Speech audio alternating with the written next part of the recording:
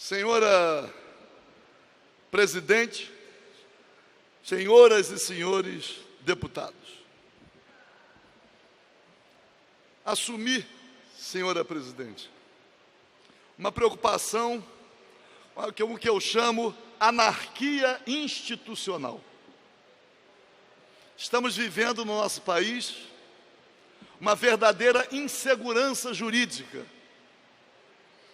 que possibilita a cada um que detém poder fazer rigorosamente aquilo que preenche o seu próprio interesse ou o interesse dos grupos a que pertença. Digo isto porque, senhora Presidente, li nos jornais uma entrevista do presidente do Supremo Tribunal Federal, ministro Ricardo Lewandowski, quando Sua Excelência diz que o tempo da justiça é diferente do tempo da política, porque o julgador, o magistrado, está adstrito aos prazos da lei. Me assustei, porque já estava o ministro Ricardo Lewandowski no Supremo Tribunal Federal, quando o também ministro Gilmar Mendes pediu vistas de um processo de autoria da Ordem dos Advogados do Brasil, que defendia a tese de ser inconstitucional a contribuição de pessoas jurídicas para as campanhas eleitorais, para os partidos e candidatos. O ministro Gilmar Mendes pediu vistas em abril de 2014. E a eleição já estava marcada para outubro do mesmo ano. Eu não sei se o ministro Gilmar Mendes se submeteu aos prazos da lei. Também não sei se os demais ministros do Supremo, à época, cobraram do ministro Gilmar Mendes o cumprimento dos prazos. O ministro Gilmar Mendes, ao pedir vistas e permanecer com o processo engavetado, sob o silêncio dos demais ministros do Supremo, possibilitou que na campanha de 2014 tivéssemos a mesma orgia da influência do poder econômico. E as grandes empreiteiras, gastando dinheiro a rodo para a preservação da sua influência na gestão da coisa pública. Eu não sei sobre quais prazos falou o presidente do Supremo Tribunal Federal. E também não sei qual foi o prazo observado em relação ao caso do ex-presidente da Câmara, deputado Eduardo Cunha.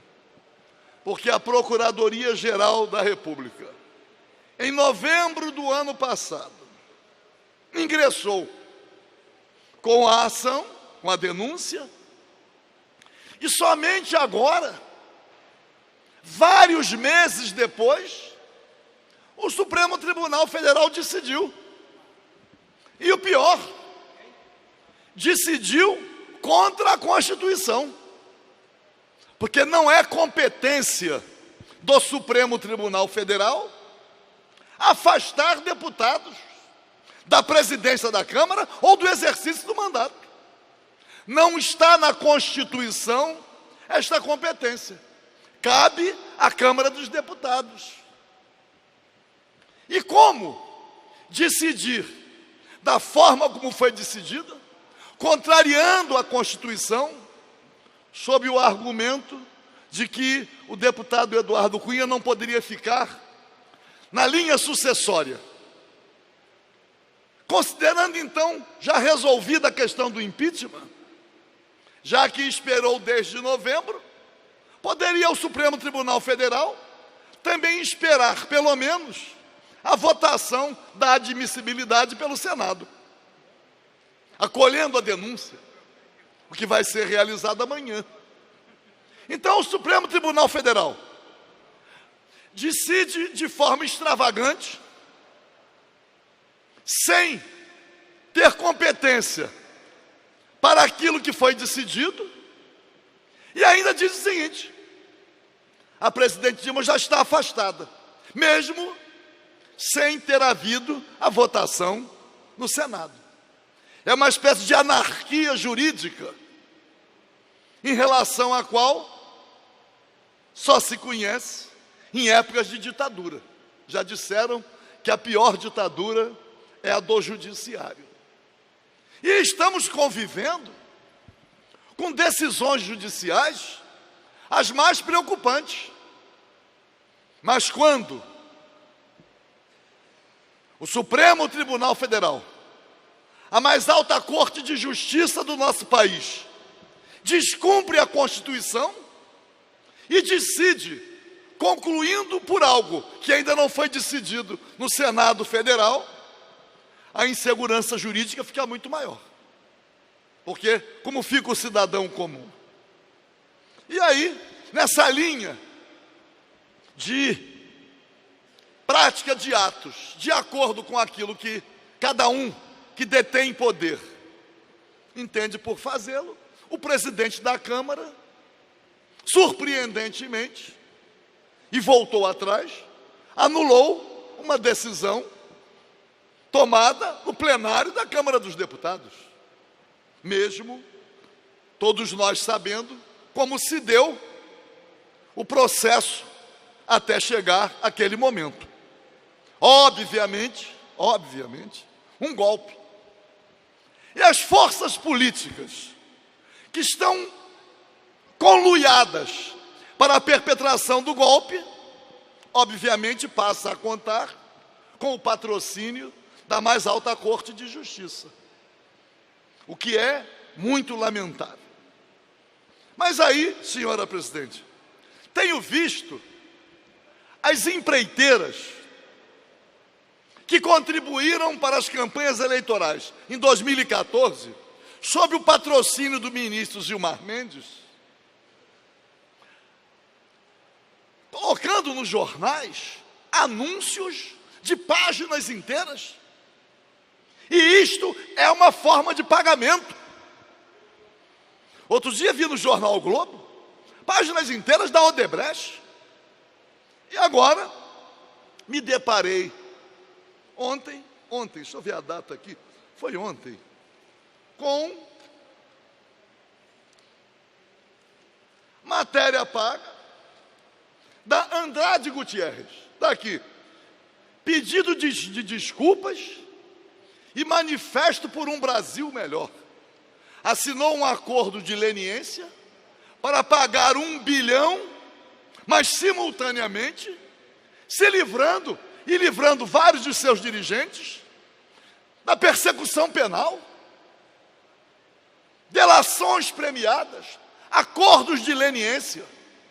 Estou vendo aqui no plenário a deputada Marta Rocha, que é delegada de polícia. Não sei se em algum momento ela, ao longo de sua trajetória, verificou a possibilidade de acordo de leniência com o ladrão comum. Será possível isso? Chamar alguém que delinquiu e dizer, mesmo desviando, mesmo furto, devolva a quantia furtada ou roubada e que você contará com os benefícios de qual lei? Mas a Andrade Gutierrez diz o seguinte: neste sentido, desde dezembro de 2013, vou concluir, estamos implementando um modelo de compliance baseado em um rígido código de ética e conduta. Eu quero saber, fala aqui em dezembro de 2013, mas durante o ano de 2014, a Andrade Gutierrez estava usando recursos públicos auferidos através de obras superfaturadas para manter a sua presença nesse consórcio de empreiteiras que fraudou licitações, dividiu. Mas para concluir, vejo aqui nas providências oferecidas pela Andrade Gutierrez, modelo de governança em empresas estatais e órgãos públicos que garanta que as decisões técnicas sejam tomadas por profissionais técnicos concursados e sem filiação partidária, que é caçar então o direito político de qualquer servidor público concursado. A Andrade Gutierrez pratica aqui um ato falho, porque ela tem as preferências partidárias, as preferências políticas. Basta verificar no Tribunal Superior Eleitoral para quem Andrade Gutierrez doou e quanto. Então, senhora presidente, diante desse quadro de completa instabilidade, fico a pensar o cidadão comum, fico a pensar o cidadão no estado do Rio de Janeiro, o servidor público do estado do Rio de Janeiro, que nem sabe se vai receber, nem quanto vai receber aquilo que lhe é devido, ativos, inativos e pensionistas. A instabilidade, além da insegurança jurídica, ainda tem a instabilidade até emocional, a angústia a que estão sendo submetidos os nossos servidores públicos. Muito obrigado.